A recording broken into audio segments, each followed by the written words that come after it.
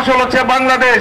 সেই বাংলাদেশকে আজকে অস্থির করে তোলার জন্য ভারতে যে সমস্ত হিন্দু উগ্রবাদী সংগঠন আছে, যারা এই মহাদেশকে আবার পুনরুজ্জীবিত করতে চায়, তারা একটি নতুন খেলায় মেতে উঠেছে।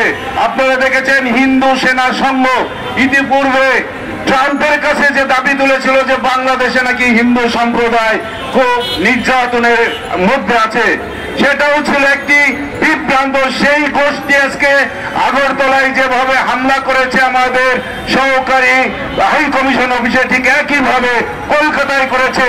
এই গোষ্ঠী আজকে কোন অবস্থাতেই বাংলাদেশের স্বাধীনতা সার্বভৌমত্বকে অক্ষুণ্ণ দিতে চায় না। আমি আজকে এখান থেকে দাবি তুলতে চাই, ইন্ডিয়ান, আপনারা জানেন 26 লক্ষ ভারতীয় আজকে বাংলাদেশে চাকরি করে, তারা কিভাবে রেমিটেন্স নিয়ে যায়।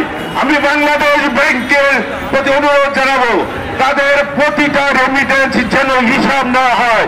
তারা যে পরিমাণ রেমিটেন্স দিয়ে যাবে তার ট্যাক্স এখানে দিয়ে যেতে হবে। কোন অবস্থাতে হুন্ডির মাধ্যমে তারা পাঠাতে পারবে না। আজকে এইখান থেকে এই দাবি তোলা উচিত। তারা যদি এখান থেকে চলে যায়, বাংলাদেশে কোনো বেকারত্ব থাকবে না। তাদের চেয়ে আমাদের দেশের সন্তানরা কোন অবস্থায় মেধায় মরণে কোন অবস্থায় পিছিয়ে নয়। অতএব আজকে আমরা এইখান থেকে দাবি তুলব, ভারতীয় যত সমস্ত নাগরিক এখানে অবৈধভাবে কাজ করছে তাদেরকে অবিলম্বে বহিষ্কার করতে হবে, না হলে তাদেরকে চাকরি বাকরি এখান থেকে সরিয়ে দিতে হবে। আজকে এই যে সংহতি সমাবেশ করা হচ্ছে, এই সমাবেশের প্রতি আমি আমার পূর্ণ সমর্থন ব্যক্ত করে সবাইকে আবারও আন্তরিক শুভেচ্ছা জানিয়ে আমার বক্তব্য এখানেই শেষ করছি।